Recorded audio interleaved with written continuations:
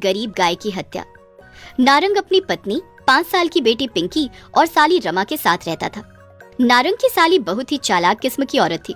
हमेशा अपने जीजा और बहन को लूटकर अपना घर बनाना चाहती थी। उसके दिल में अपनी बहन और जीजा के लिए कभी प्यार नहीं था। वो हमेशा उन्हें घाटे में देखना चाहती थी। नारंग अपनी पत्नी से बहुत प्यार करता था। इस वजह से रमा अपनी बहन से जला करती थी। बहन की खुशी उससे देखी नहीं जाती थी। नारंग गरीब भले ही था, पर वो अपने परिवार को बहुत खुश रखता था। जीजा जी, ये लीजिए, मैंने आज अपने हाथों से आपके लिए बढ़िया दाल बाटी बनाई है। अरे बहुत बहुत शुक्रिया रमा, पर तुमने क्यों तकलीफ की? तुम्हारी बहन बना देती। अरे जीजा जी, दीदी को उस रावी गाय की सेवा करने से फुर्सत मिले तब वो आपके लिए कुछ बनाए ना। सारा सारा दिन ना जाने उस रावी के साथ उसकी गौशाला में क्या करती रहती है। मैंने सोचा मेरे जीजा जी पूरा दिन काम करके थक जाते हैं, इसलिए आपके लिए कुछ बढ़िया सा बना दूं। कोई बात नहीं रमा, बहुत अच्छी बात है। अगर बिंदिया रावी की इतनी सेवा करती है तो उसका तो हमें अच्छा ही फल मिल रहा है। उसी के दूध से तो हमारा घर चल रहा है। जितना इन दोनों के बीच जहर घोलने की कोशिश करती हूँ उतनी ही नाकामयाब रहती हूँ। मुझे कभी जिंदगी में कोई सुख प्राप्त नहीं हुआ, तो मेरी सौतेली बहन को मैं कैसे सुखी रहने दे सकती हूँ। शुरू से मुझसे ये सब कुछ छीनते आई है, अब मैं इसके पास कुछ भी नहीं रहने दूंगी। बिंदिया अपनी बहन के मंसूबों से अच्छे से वाकिफ थी, फिर भी उसने अपनी बहन को अपने घर में रखा था, क्योंकि दोनों सौतेली बहनें अनाथ थी। बिंदिया नहीं चाहती थी कि उसकी बहन बेघर और अनाथों वाली जिंदगी जिए। उसे उम्मीद थी कि कभी न कभी उसकी बहन जरूर सुधर जाएगी। नारंग और बिंदिया अपनी गाय रावी की बहुत सेवा करते थे।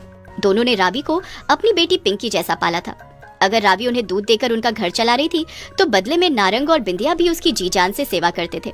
उसे बहुत सम्मान और प्रेम देते थे। अरे रावी, तू तो कितनी अच्छी गाय है रे, कितना दूध देती है। तुझे पता है जितना तू दूध देती है उसके बदले में उतना तुझे इस घर में प्यार और सम्मान नहीं मिलता है। अगर तू किसी दूसरे घर में होती तो यहाँ से ज्यादा सुखी रहती। मैं तो कहती हूँ यहाँ से भाग जा और अपने लिए कोई अच्छा सा घर तलाश कर जहाँ पर तू यहाँ से ज्यादा सुखी रहे। आप ऐसा क्यों कह रही हैं? जितना प्यार और सम्मान मुझे इस घर में मिलता है उतना मुझे कहीं भी नहीं मिल सकता। आप बहुत गलत कह रही हैं। हाँ, कौन सा गलत कह रही हूँ मैं? कितना भर भर कर दूध देती है तू इन लोगों को। तेरे दूध की वजह से इनका घर चलता है और इन्हें तेरी जरा सी भी कदर नहीं है। बस मैं तो तेरे भले के लिए कह रही थी, लेकिन लगता है कि भलाई का तो जमाना ही नहीं रहा। जब रमा रावी को भड़काने की कोशिश कर रही थी तो रावी समझ जाती है कि वो अपनी बहन के खिलाफ है, वो उन्हें नहीं चाहती है। इसीलिए रावी उसकी बातों में नहीं आती है और सारी बात अपनी मालकिन को बता देती है। मालकिन, मुझे आपसे कुछ कहना है। हाँ रावी, पहले ये चारा खा के खत्म करो, उसके बाद मुझे जो कुछ बताना होगा बताना, क्योंकि खाते समय बात नहीं करते हैं। मालकिन, आप समझ नहीं रही हैं। आपकी बहन आपके खिलाफ बहुत बड़ी साजिश कर रही है। वो आपके घर को बसने नहीं देना चाहती। मैंने आपकी बहन के मंसूबों को जान लिया है। वो जरूर कुछ बहुत बड़ा गलत करने वाली है। इससे पहले कि कोई अनहोनी हो जाए, आप समय रहते सब चीजों को संभाल लीजिए मालकिन, और अपनी बहन को इस हंसते खेलते परिवार से दूर रखिए। रावी, मैं सब जानती हूँ, मुझे सब पता है कि रमा कैसी है, लेकिन मेरे दिल में एक उम्मीद है कि शायद कभी ना कभी वो सुधर जाए। लेकिन मालकिन, बुरा तो बुरा ही होता है ना, वो कभी नहीं सुधर सकता। ऐसा ना हो कि आपकी उम्मीद से पहले ही वो कुछ गलत ना कर दे और आप सारी उम्र पछताते रहो। रावी, तुम चिंता ना करो, समय रहते मैं सब कुछ संभाल लूंगी, कुछ गलत नहीं होने दूंगी। जहाँ एक तरफ बिंदिया ये उम्मीद लगाए बैठी थी कि शायद कभी ना कभी उसकी बहन सुधर जाएगी, उसके दिल में भी बिंदिया के लिए उतना ही प्यार जाग उठे जितना कि बिंदिया उसे करती है। वहीं रमा हमेशा बस इसी साजिश में रहती थी कि कैसे वो अपनी बहन का घर बर्बाद करे, किस तरह से उसके घर में आग लगाए। इस रावी को तो भड़का कर देख लिया और जीजा जी को भी भड़काने की मेरी कोशिश नाकामयाब हो रही है। अब मुझे बिंदिया पर तीर साधना होगा। वहां आग लगाऊंगी तो क्या पता तीर निशाने पर लग जाए। रमा सबको भड़काने की कोशिश कर रही थी कि किसी तरह से वो अपनी बहन के घर में आग लगाए और उसके घर को बर्बाद कर दे।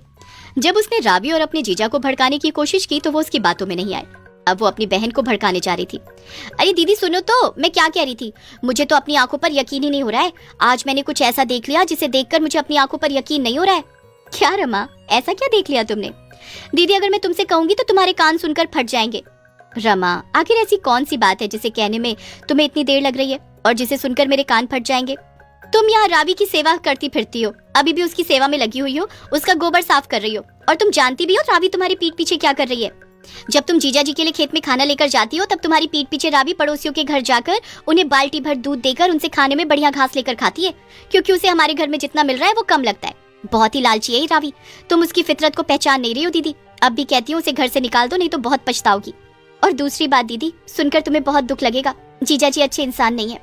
तुम मेरी बहन हो, मैं तुम्हारी जिंदगी बर्बाद होते हुए नहीं देख सकती, इसीलिए तुम्हें बता रही हूँ। तुम घर पर सारा सारा दिन काम करती रहती हो और जीजा जी हैं कि उन्हें तुम्हारी कदर ही नहीं है, वो तुमसे प्यार ही नहीं करते हैं। मैं अपनी आंखों से देख कर आ रही हूँ, खेतों में किसी दूसरी औरत के साथ नैन मटक्का करते हैं, और ये खबर बिल्कुल पक्की है, तुम्हारी ये बहन खुद अपनी इन्हीं आंखों से देख कर आ रही है। ये तुम क्या कह रही हो रमा? ऐसा कैसे हो सकता है?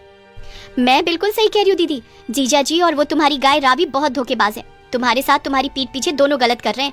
तुम ऐसा करो, तुम इन लोगों को छोड़ दो, जाओ यहाँ से, भाग जाओ। जब रमा अपनी बहन बिंदिया को उसके पति और रावी के खिलाफ भड़का रही थी, उस समय नारंग अपनी गाय रावी को चराने के लिए बाहर ले गया था और उसी समय वो रावी को लेकर घर आ पहुंचता है। रावी और नारंग रमा की सारी गलत बातें सुन लेते हैं। क्यों झूठ बोल रही हो रमा? हाँ, झूठ बोलकर पाप का भागीदार बन रही हो। जानती हो कि झूठ बोलना कितना बड़ा पाप है? क्या तुम्हें जरा सा भी डर नहीं लगता है? नहीं नहीं, मैं कुछ गलत नहीं कह रही दीदी, मैं सही कह रही हूँ। जीजा जी, आप और रावी दीदी के साथ बहुत गलत कर रहे हैं और दीदी को मेरी बातों पर ही यकीन होगा क्योंकि मैं उसकी बहन हूँ। वो आपकी बातों पर जरा भी विश्वास नहीं करेगी क्योंकि आप दोनों धोखेबाज हो। रमा, बहुत बड़ी गलती हो गई जो मैंने बिंदिया की बात मानकर तुम्हें अपने घर में रहने की इजाजत दी। मुझे नहीं पता था कि तुम जिस थाली में खाओगी उसी थाली में छेद करोगी। मेरे ही घर में रहकर मेरे और बेचारी रावी के खिलाफ मेरी पत्नी को झूठ बोलकर भड़काओगी। हाँ मालकिन, आपकी बहन बिल्कुल गलत बोल रही है। मैंने ऐसा कुछ भी नहीं किया है और ना ही मालिक ऐसे हैं। आपको तो सब पता है ना, आपको किसी भी सफाई की जरूरत नहीं है। और मैंने आपको पहले भी कहा था कि आपकी बहन आपकी पीठ पीछे आपके खिलाफ साजिश रच रही है। आप दोनों को सफाई देने की जरूरत नहीं है, मैं सब जानती हूँ। तुम इन दोनों पर यकीन ना करो दीदी, ये दोनों तुम्हें धोखा दे रहे हैं। तुम भाग जाओ यहाँ से, चली जाओ घर छोड़कर। चुप रहो तुम। मैं तुम्हें आज से नहीं, बहुत पहले से जानती हूँ कि तुम कैसी हो। तुम क्या सोचती हो कि मुझे तुम्हारे बारे में कुछ पता नहीं है? शुरू से ही तुमने मुझे कभी नहीं चाहा है, हमेशा मुझे अपनी सौतेली बहन ही समझा। मेरे घर को उजाड़ना चाहा, कभी मुझे मेरे पति के खिलाफ भड़काया तो कभी मेरे पति को मेरे खिलाफ भड़काया। फिर भी मैंने तुम्हें अपने घर में रहने की जगह दी, बस इसलिए कि तुम अनाथों की तरह दर्द भरी जिंदगी न जियो। बस इसी उम्मीद में कि कभी तो तुम बदल जाओगी और मेरे लिए तुम्हारे दिल में प्यार जाग जाएगा। पर तुम कभी नहीं सुधर सकती। आज तुमने मेरी रावी और मेरे पति के खिलाफ बोलकर हद पार कर दी, इसलिए अब तुम यहाँ नहीं रहोगी। निकल जाओ मेरे घर से। बिंदिया अपनी बहन रमा को घर से निकाल देती है। इससे रमा बहुत भड़क जाती है और उसे बहुत गुस्सा आता है कि उसकी बहन ने उसे घर से निकाल दिया। अब वो अपनी बहन को बर्बाद करने के लिए कुछ भी करने को तैयार थी। अब वो किसी भी हद तक जाकर बहन को बर्बाद करना चाहती थी। पर बिंदिया अपनी बहन की हरकतों से बखूबी वाकिफ थी, इसलिए वो अपने पति से कहती है, सुनिए जी, मैं रमा को अच्छे से जानती हूँ। मैंने उसे घर से निकाला है, इस बात से वो बहुत भड़क गई होगी। वो जरूर मुझसे बदला लेने के लिए किसी भी हद तक जाएगी। हमें होशियार रहना होगा। बहुत बड़ी गलती कर दी तूने बिंदिया। आखिर तूने सौतेली बहन होने का सबूत दे ही दिया। बचपन से तू मुझसे सब कुछ छीनती आई है और आज तूने मेरी इतनी बेइज्जती करके मुझे घर से निकाला। अब तू जिंदा नहीं बचेगी, खत्म कर दूंगी मैं तुझे। रमा बदले की भावना लेकर रात में चोरी चुप के हाथ में हथियार लेकर बिंदिया की हत्या करने घर में घुस जाती है। रावी रमा को घर में घुसते हुए देख लेती है। ये क्या मालकिन की बहन इतना बड़ा हथियार लेकर चोरी चुप के घर में घुस रही है? हे भगवान, जरूर ये कुछ गलत करने जा रही है। अब मुझे ही कुछ करना होगा। रमा सोई हुई बिंदिया पर हथियार से जैसे ही वार करने वाली होती है कि तभी रावी बीच में आकर हथियार का वार अपने ऊपर ले लेती है, जिससे रावी की गर्दन कट जाती है। रावी जमीन पर गिरकर ढेर हो जाती है। जब बिंदिया और नारंग रावी को इस हालत में देखते हैं तो फूट फूट कर रोने लगते हैं। रावी, ये सब क्या हो गया? तुमने मेरे ऊपर किए हुए वार को अपने ऊपर क्यों ले लिया? मर जाने देती मुझे। मालकिन, मैंने बस अपना फर्ज पूरा किया है। आप दोनों ने जिंदगी भर मेरे लिए बहुत कुछ किया। आज मेरी बारी थी तो मैंने अपना फर्ज निभाया। बस मैं यही चाहती हूँ कि मेरे जाने के बाद आप खुश रहे। इतना कहते ही रावी अपनी सांस छोड़ देती है। रावी को मरता हुआ देख नारंग और बिंदिया बहुत रोते हैं। तभी रमा वहाँ से भागने की कोशिश करती है, पर बिंदिया और नारंग रमा को पकड़ लेते हैं और उसे पुलिस के हवाले कर देते हैं। मुझे नहीं पता था कि तू बदले की भावना में इस हद तक गुजर जाएगी। तुझे जो भी सजा मिले वो कम है। पुलिस रमा को रावी की हत्या करने के जुर्म में गिरफ्तार कर लेती है और इस जुर्म के लिए कानून रमा को कड़ी सजा सुनाता है। वहीं बिंदिया और नारंग रावी के जाने के बाद बहुत दुखी थे और हमेशा इस बात के लिए पछतावे में रहते हैं कि काश वो रमा को अपने घर में न रखते, तो शायद आज उनकी रावी जिंदा होती और उनके पास होती। ये कहानी है मध्य प्रदेश के एक जिले की और ये कहानी बिल्कुल सच्ची है। कहानी शुरू होती है कामधेनु गाय और नंदी बैल से, जो अपने छोटे में ही न जाने कहां से इस गांव में आ जाते हैं। अरे अरे मोहन, देखो तो कितनी प्यारी छोटी सी बछिया और बछड़ा हमारे गांव में आए हैं। हाँ राधा, तुम सही कह रही हो। ये तो कितने प्यारे हैं। ऐसी बच्चियाँ और बछड़ा हमने पहले कभी नहीं देखे। चलो तो उनके पास चलते हैं। तुम दोनों कहाँ से आए हो? क्या तुम दोनों दोस्त हो? हाँ, हम दोनों दोस्त हैं। हम दोनों हमेशा एक दूसरे के साथ रहते हैं और हमारा कोई घर नहीं है। बस चलते चलते हम इस गांव की ओर आ गए। अरे मोहन, देखो तो यह बोलने वाली बच्चिया है। क्या नाम है तुम्हारा? इसका नाम कामधेनु है और मेरा नंदी है। अरे राधा, देखो ये दोनों बोल सकते हैं। इसका मतलब ये बोलने वाली बच्चिया और बछड़ा है, कितने प्यारे हैं ये दोनों। क्या तुम दोनों हमारे साथ खेलोगे? हम तुम्हें खाना भी खिलाएंगे। दरअसल कामधेनु और नंदी दोनों बोल सकते थे। राधा और मोहन के साथ उन दोनों की दोस्ती हो गई। दोनों के साथ खूब मस्ती करते और खेलते। मोहन और राधा अपने घर से खाना लाकर नंदी बैल और कामधेनु गाय को खिलाते। राधा और मोहन के साथ धीरे धीरे करके नंदी और कामधेनु पूरे गांव में चर्चित हो गए। दोनों अब पूरे गांव के चहीते बन गए थे। सारा गांव उन दोनों को प्यार करता था। उन दोनों को पूरे गांव में घूमने की आजादी थी। दोनों कहीं भी जा सकते थे, किसी के भी खेत में, किसी के भी घर में। उन्हें कोई भी कुछ नहीं कहता था, बल्कि दोनों की सभी पूजा करते थे और सुबह शाम दोनों को खाना खिलाते थे। गांव में जहां भी उनका मन करता वहां रात गुजारते थे। हर रोज सुबह नंदी और कामधेनु एक साथ किसी के भी घर जाते और खाना खाते। लोग भी उन्हें बड़े ही चाव और प्यार से खाना खिलाते। इस तरह से दोनों धीरे धीरे करके इसी गांव में बड़े हो जाते हैं। नंदी अब एक हट्टा कट्टा बैल बन चुका था और कामधेनु बहुत ही खूबसूरत तंदुरुस्त गाय थी। अरे अरे राधा बेटी, अपना खाना तो खा लेती पहले। बाबा, आपको तो पता ही है, जब तक मैं कामधेनु और नंदी को खाना देकर ना आऊं, तब तक मुझे खाना नहीं खाना होता है। राधा, तुम कितनी अच्छी हो। जब से हम इस गांव में आए हैं, तब से तुम और मोहन हमारा सबसे ज्यादा ध्यान रखते हो। अरे रखे भी क्यों ना, तुम दोनों हो ही इतने प्यारे कि तुमसे कोई भी प्यार कर बैठे। कामधेनु और नंदी बैल में एक अटूट बंधन था, मानो दोनों का जन्मों का रिश्ता था। कभी भी दोनों एक दूसरे से अलग खड़े नहीं होते थे। कामधेनु अब गर्भवती हो गई थी। उसकी गर्भावस्था में नंदी बैल उसका इंसानों जैसा ख्याल रखता था। उसके खाने से लेकर पीने तक का ध्यान रखता था। उस पर कोई आंच न आए, इस बात का वो पूरा ध्यान रखता था। कामधेनु, तुम्हें ज्यादा से ज्यादा आराम करना चाहिए। ऐसी अवस्था में अब तुम्हें गर्मी में पूरे गांव में नहीं घूमना चाहिए। तुम्हें जो कुछ भी चाहिए होगा मुझे बता देना, मैं लाकर दे दूंगा। और फिर गांव वाले कितने अच्छे हैं, वो सभी हमारा बहुत ध्यान रखते हैं। पर नंदी, तुम ऐसा कैसे कह सकते हो?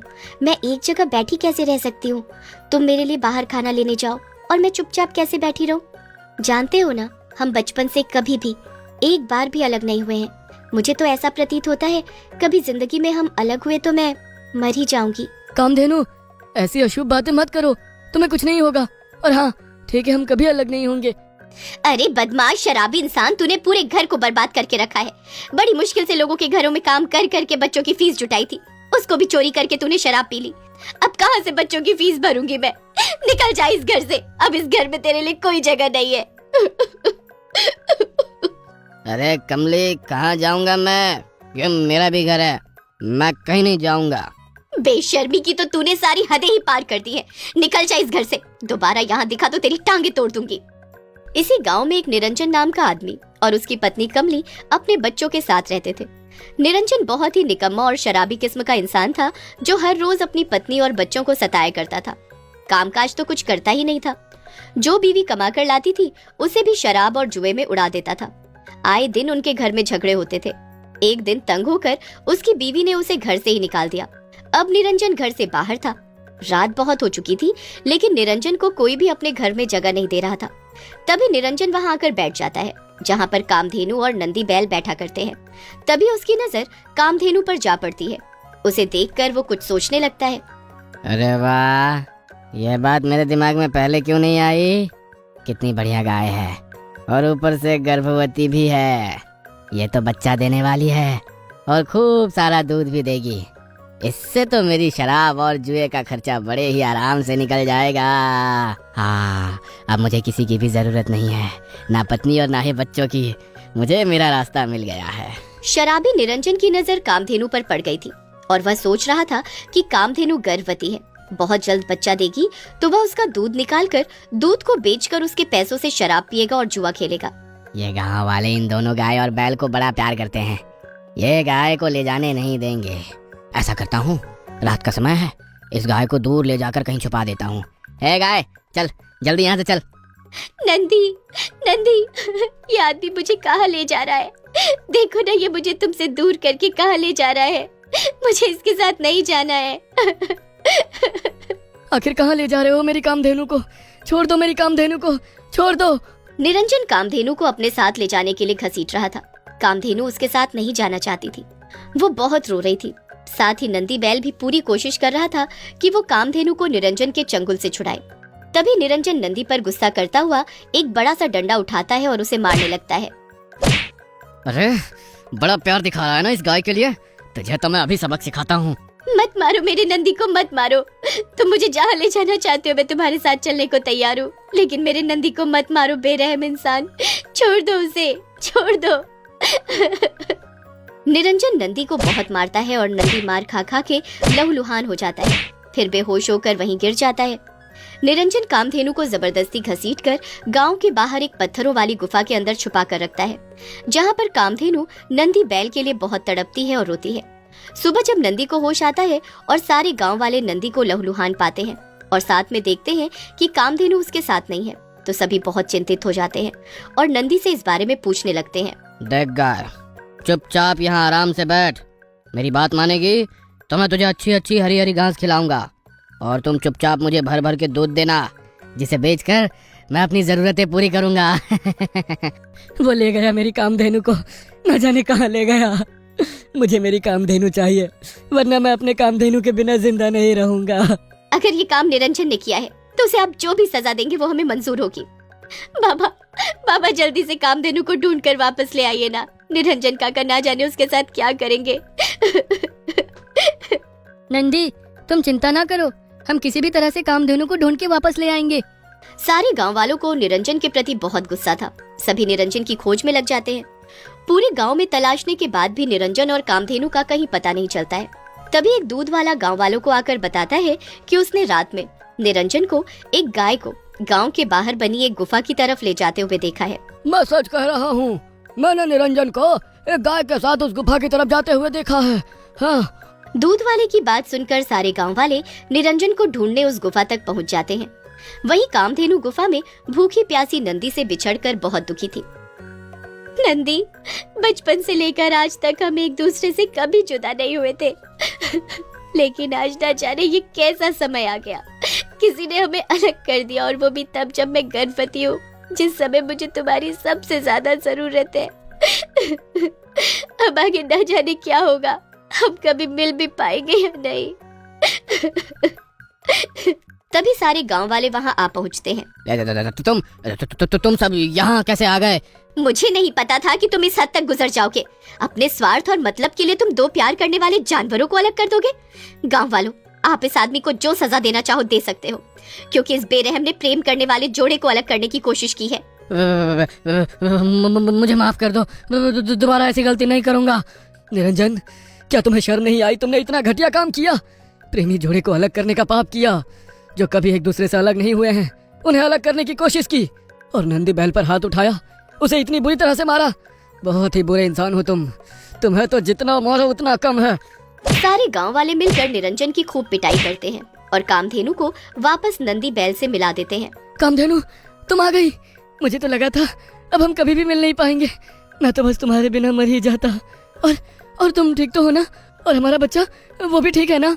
हाँ नंदी, मैं ठीक हूँ और हमारा बच्चा भी बिल्कुल सुरक्षित है। मैं बहुत खुश हूँ तुम्हें वापस से पाकर, और अब हम कभी अलग नहीं होंगे, कभी नहीं। दोनों को वापस मिलता हुआ देख और दोनों की बातें सुनकर गांव वाले हैरान थे कि क्या किसी में इतना भी प्यार हो सकता है।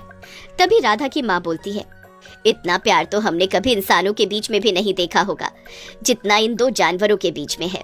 सुनिए जी, मैं तो कहती हूँ ये दोनों एक दूसरे से कभी अलग नहीं होने चाहिए, इसलिए हमें पूरे रीति रिवाज से इन दोनों की शादी करवानी चाहिए। ये दोनों शादी जैसे सम्मान के हकदार हैं। हाँ भाभी, आपने मेरे मुंह की बात छीन ली। मैं भी यही कहने वाला था, हमें इन दोनों की शादी करवा देनी चाहिए। अब सारे गांव वाले कामधेनु और नंदी बैल की शादी करवाने जा रहे थे। सुना कामधेनु और नंदी, तुमने? सारे गांव वाले तुम्हारी शादी करवाना चाहते हैं। अब तुम दोनों एक दूसरे से कभी भी अलग नहीं होगे, कोई तुम्हें जुदा नहीं कर सकता। इस तरह से पूरे हिंदू रीति रिवाज के मुताबिक कामधेनु और नंदी बैल की पूरे गांव वाले धूमधाम से शादी करवाते हैं। अब कामधेनु और नंदी बैल हमेशा हमेशा एक दूसरे के साथ रहते हैं। गांव वाले उन दोनों का बहुत आदर और सम्मान करते हैं, उन्हें बहुत ही प्यार देते हैं। फिर थोड़े ही दिनों बाद कामधेनु को एक प्यारा सा बछड़ा होता है। उस बछड़े को भी अब सारे गांव वाले नंदी और कामधेनु की तरह प्यार देते थे।